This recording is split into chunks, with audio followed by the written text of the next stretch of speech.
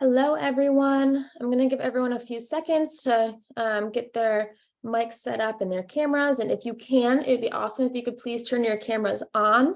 We're excited for today's session. So I'll give everyone a few seconds and then we'll get started.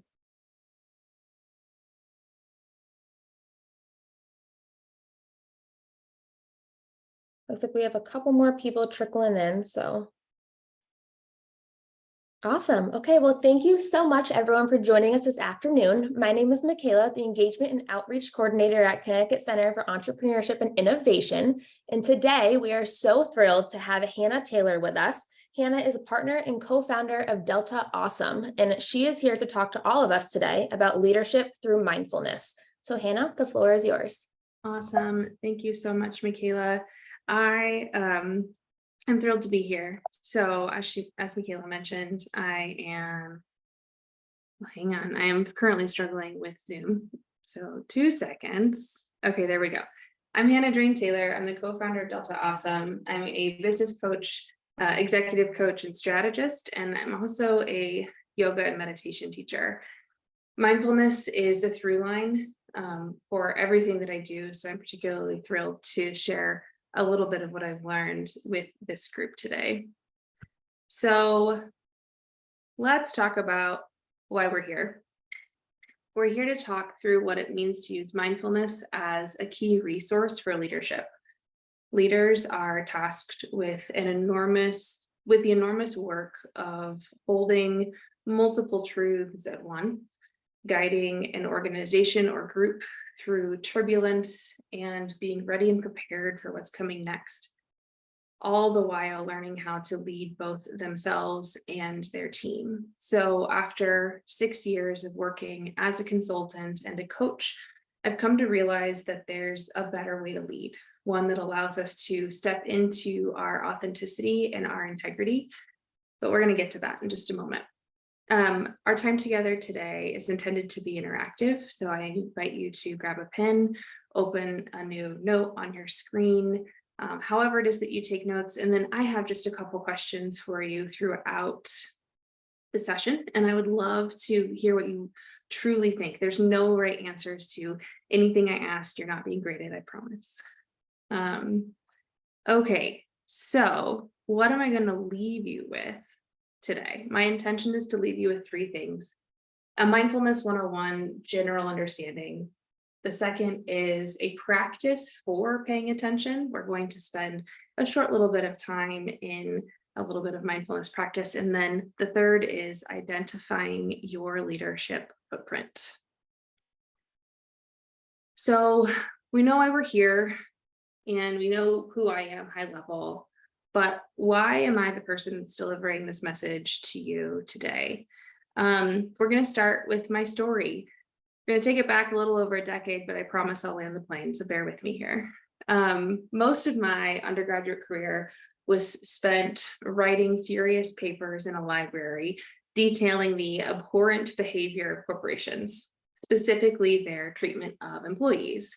So the ways that corporations spent their time and energy and resources extracting as much as possible from everyone that they employed and the environments that they inhabited. My young, idealistic heart broke time and time again at the greed and indifference that seemed to plague the corporate world. I had a very clear, idealistic understanding of the good guys versus the bad guys, right? So naturally, I chose to go to grad school. And I could detail and fight for a better future within the walls of an institution that I believed had the power to create meaningful change. It felt good to be outside of the corporate world, outside of business, vehemently detailing its faults in lofty academic language. My rose-colored glasses were quickly shattered. I started grad school bright-eyed and bushy-tailed, thrilled to continue studying communication, eager to attend every single seminar, fully prepared and ready to debate the merits and material implication of theory and praxis. I loved it. But then my life got hard real quick. In a matter of weeks, my grandfather died unexpectedly. My mom had to have an unexpected heart surgery, her first of many, and my dad was diagnosed with kidney cancer. It was like boom, boom, boom, super quick succession and really hard to navigate. So when I went to the department asking for support, I was met with some sort of indifference. And I felt pretty gutted because I thought I was going into a place where the whole person was being held and supported.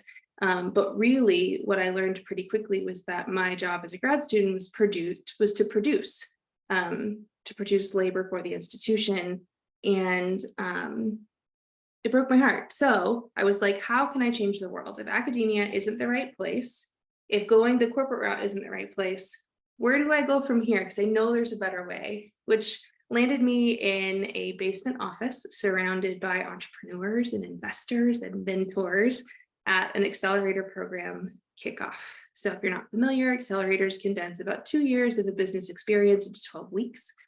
And I got to be a fly on the wall, watching the actions and decisions that were being made, getting a startup education. And I learned a tremendous amount of what it takes to run a business while I was in the startup accelerator land. So much so that I went to work for corporate accelerator programs after grad school, after I finished, graduated, and moved on.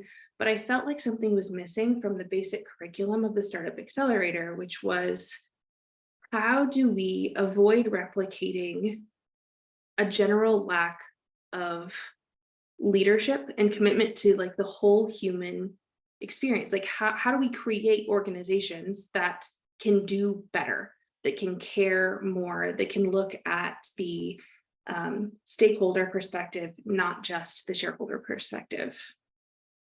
So that's when I met Brad Bickerton, my co-founder, or my founder and CEO at Delta Awesome. And we launched the company on the premise that entrepreneurs have the power to change the world. And we're going to do everything that we can to help them do that. We've had the incredible honor of working with dozens of leaders across myriad institutions, nuclear-powered space robots, high-growth tech companies, 125-year-old lending institutions, you name it. Our intention is not to be experts in industry, but rather we are experts in helping leaders clear the muddy waters of the mind and show up authentically and hit their major milestones. We do this in 2 ways. We do this through executive coaching and through business strategy. And here's what I've learned over the last 6 years. There are 3 major learning points for me from a leadership perspective. The first is that many leaders make decisions from a place of warrior fear, right? Oftentimes, no matter how hard you try to get ahead of things, there is a sense of fear for the future or a sense of bringing in things that didn't go well in the past. So we're going to do everything we can to hedge against it. The second is that because success tends to be externalized to the product, the company, the team, the fundraise, you name it, there's this, it becomes really hard to lead yourself, to stay rooted in your personal definition of success and to stay rooted in what it means for you to be successful, not just this thing that you're building. And then last is that leaders know there's a better way to lead, but they can't quite find it. And something that I've had the gift of learning through this process is that the leadership journey is not one size that fits all. But there is one archetype of leader that tends to be more successful, both from a business perspective and a personal perspective. And that's the leader who really embraces a mindfulness practice. So for a moment, I'd love to know what mindfulness means to you. It's definitely in the popular sphere right now. And so when I say that word, what comes to mind? Feel free to just toss it in the chat. And I actually can't. Yeah. Anything in particular pops up, I'd love to know.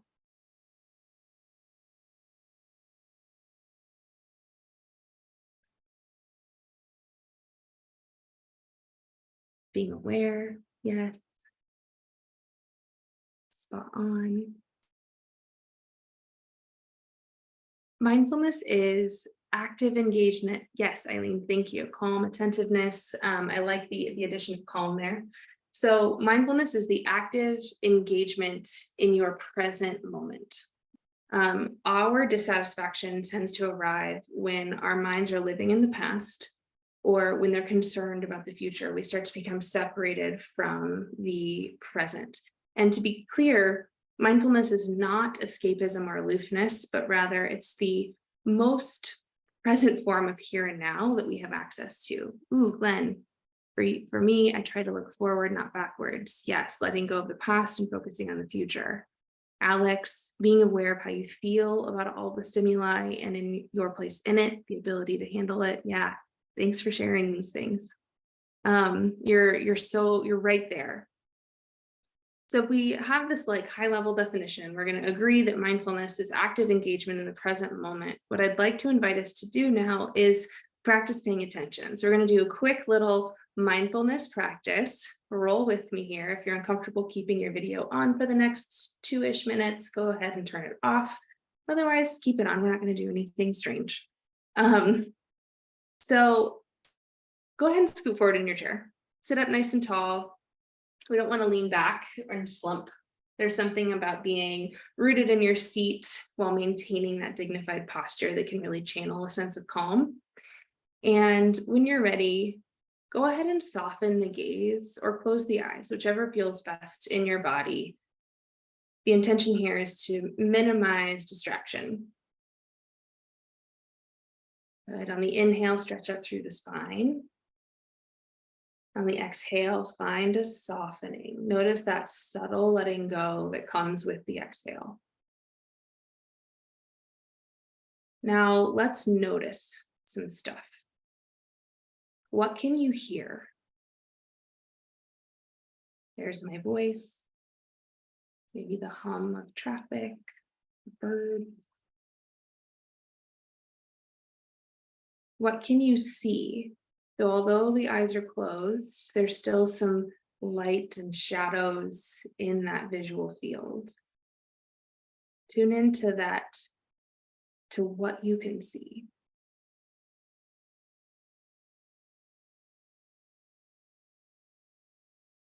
What can you feel?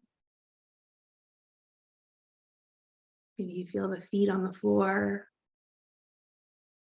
the bum in the seat, the clothes on the skin. What can you taste or smell?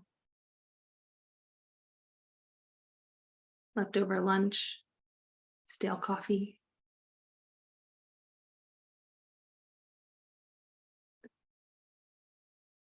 And now for a moment, tune into the inner world.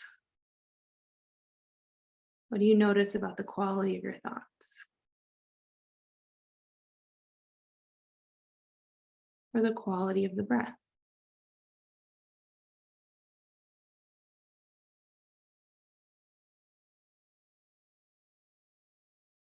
Good. Let's blink the eyes open, coming back to the room, back to the presentation. So in that few minutes, we went through each of the senses. We noticed what we can hear, see, feel, taste, and smell, really bringing all of those external stimuli and getting grounded back into the body. So my curiosity for you is, what did you notice about this experience?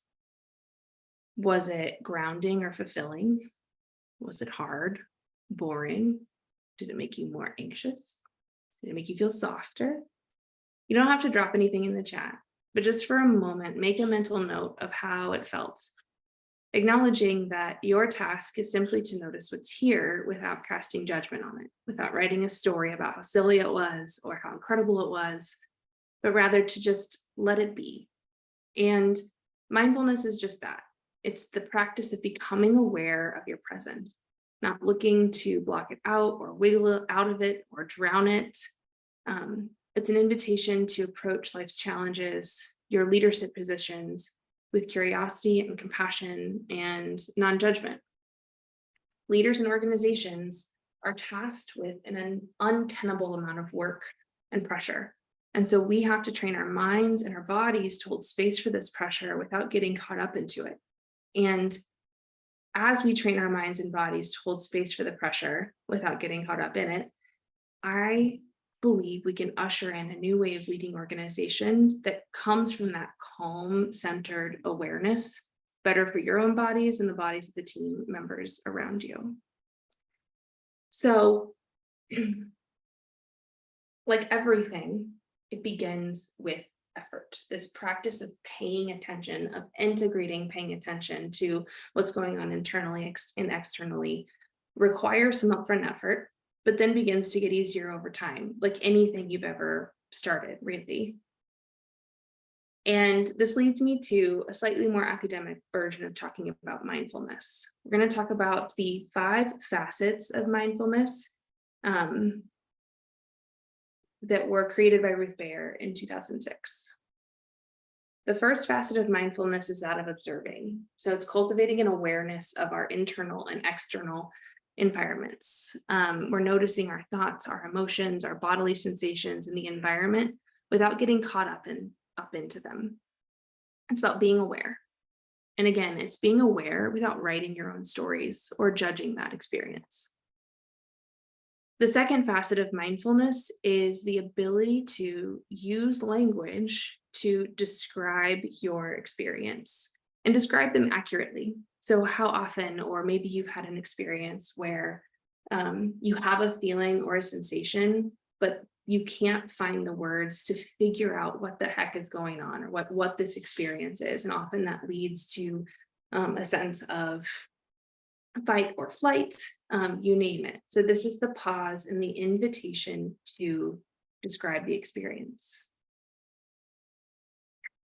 The third facet of mindfulness is acting with awareness. So it's paying attention to what is in this moment, staying focused on what's happening in the present, doing things with your full attention. This is where we start to notice what we're focusing on and how we're focusing on it.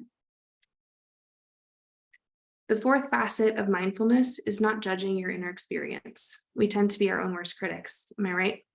It could very well be that you finally get the thing that you want, the thing that you are proud of and you're jazzed about. And the immediate first thought is, I could have done better. I could have ran faster or worked harder or presented that financial model with more poise, you name it. It's starting the process of learning to not be judgmental of your inner experience or of your lived experience. This is not to be conflated with complacency. Mindfulness is not about being complacent, but it's about not being mean to yourself. And the last piece is not reacting to your inner experience. So how often do we, for example, lash out at a friend or partner when we're feeling really frustrated and that frustration has nothing to do with them, yet they become the object of the anger? Leaders do this all the time in organizations, right? Organizations are about human connection, working together in order to serve a greater mission, vision, value, purpose. And it becomes incredibly easy to let that pressure be expressed in the form of aggression or anger. And so what happens if we don't react to our inner experience, but we let the feelings exist and have a little bit more intentionality in terms of how we choose to show up for things? So those are the 5 facets of mindfulness, right? We've got observing, describing, acting with awareness, not judging the inexperience, and not reacting to that inner experience. This sounds like a lot. This is an overwhelming amount of stuff to do on a regular basis, especially when you're trying to achieve all of your definitions of success right now. So you may notice that what I'm not doing is giving you a how-to guide on what specific things to do every day. I'm not giving you a prescription to go meditate and do yoga on a regular basis and add another activity to your already busy schedules. What I'm inviting you to do is begin paying attention. Paying attention is punctuating the effort of the constantly distracted mind with the gift of presence and softness. So as I'm talking about all these things, I'm curious if there's anything coming to mind for you about where you can find moments to integrate some of this stuff, integrate paying attention into your day. An example for me, I'm a yoga and meditation teacher, and I don't do yoga and meditate every day. It's really hard. And I do it professionally. But maybe something I do pretty often is when I'm drinking tea or coffee, I fully like pay attention to the sensation of drinking tea or coffee. And it takes like 2 seconds. All right. I want to dive into the benefits of integrating mindfulness. Oh, I see that there's a chat here. Sorry, I couldn't see that. Yeah, being thoughtful about reactiveness. Thank you, Melissa. Absolutely. There's 6 primary benefits to integrating this mindfulness practice. And I'm kind of using mindfulness and paying attention interchangeably because I don't want the weight of mindfulness as it's talked about in like the popular culture to feel like it's a stifling activity that we need to add, right?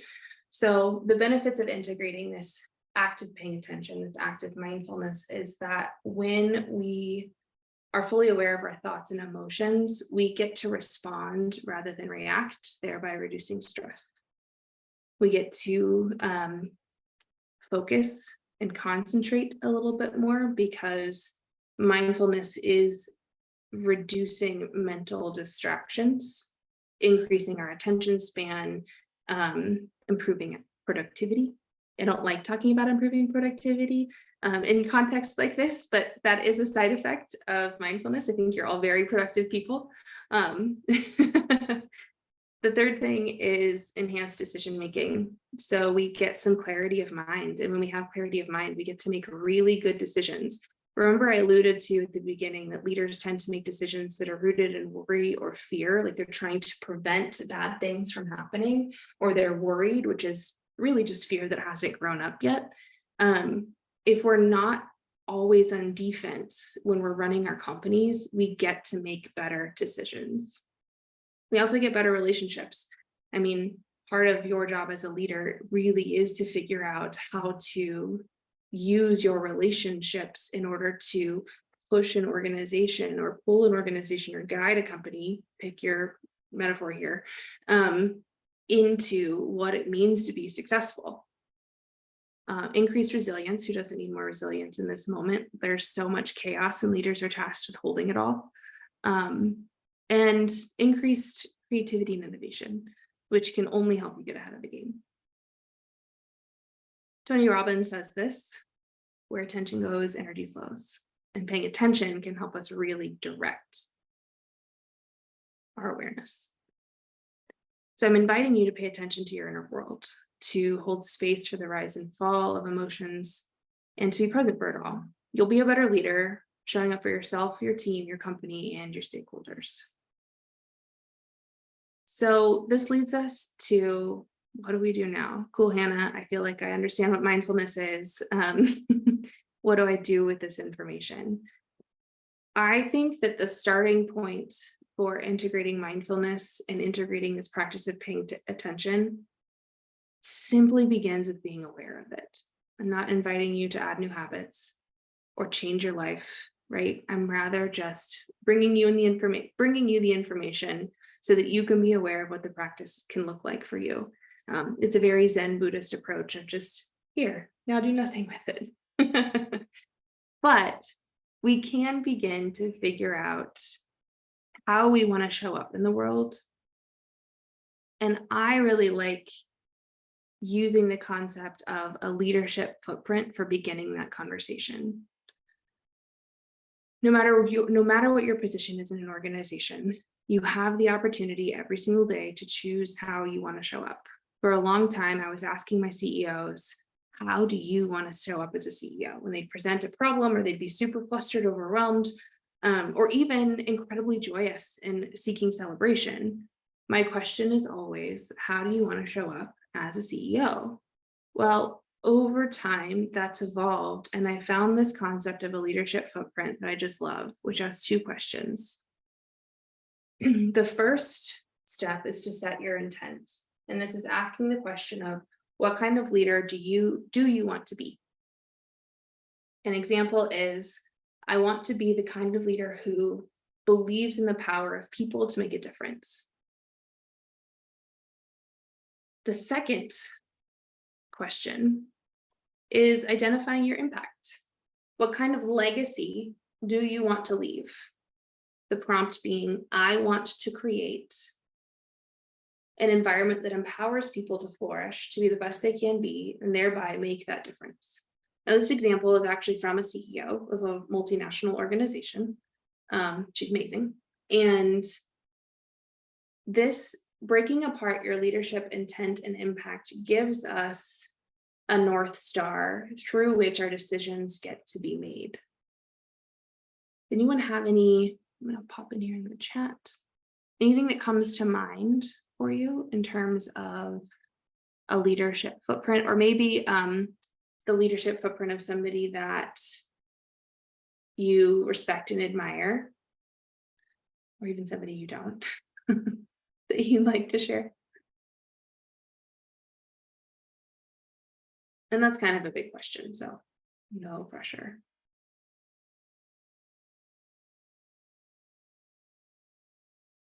Okay, cool. We're moving on. This really just leads me to the end of our time together, which is that today we spent a bulk of our time talking about mindfulness 101. What is it and how can we use it? In an attempt not to be reductionistic, I invite you to simply pay attention. The second thing we did was an actual practice of paying attention. We spent about 90 seconds sitting still, reducing distraction by closing the eyes, and then walking through each of the senses so that we can kind of reduce those external distractions and start to tune inwards into what's here and now. And the last thing we talked about, which is really the springboard for an entire other conversation that we could have, is identifying your leadership footprint. It's figuring out who and how you want to show up in the world in order for this process of paying attention to have a bit of a funnel, if you will. And here's my real point through all of this. As business leaders, we have an opportunity to make decisions that usher in a new era of business and success that integrate this mindfulness piece. An era defined not by externalized success or vanity metrics, though vanity metrics are incredibly important, especially if we are fundraising or doing, other external things, but success that feels good in our bones, success that makes space for that joy. I really believe we can lead profitable businesses and show up in alignment with who and how we want to be in the world. And maybe this is your invitation today to do that. So thank you so much for having me. This was really fun. I appreciate it. Thank you so much, Hannah. I do want to give the audience a minute or two if you want to unmute and ask any questions. If you don't feel comfortable asking questions right now, I do encourage you to reach out to Hannah, connect with her on LinkedIn, reach out to her via email and connect with her. But it does look like we do have a question in the chat, Hannah. Yes. What part of Colorado? I'm in Boulder, and I graduated from CU Boulder communication program in 2015. Yeah. It was a wonderful experience. That rocky start aside, I was grateful to graduate from there. But it just set me on a different path, one that I wasn't expecting for sure. Any other questions? Yeah, I absolutely love it out there. Love it out here. It's wonderful. Okay, so I do want to just say thank you so much again. I feel such a sense of calm and just like being able to be grounded for a minute, take a second and close your eyes, take a breath and like forget about everything that Monday has attached to it. And just, I think it's a great way to start off the week. So I really do appreciate everything you did and preparing this and coming and meeting with all of us. It was a great experience. And so again, I do encourage all of you to connect with Hannah on LinkedIn like I did, and definitely reach out to her with any questions you may have once you have some time to digest everything that we learned today. So yeah.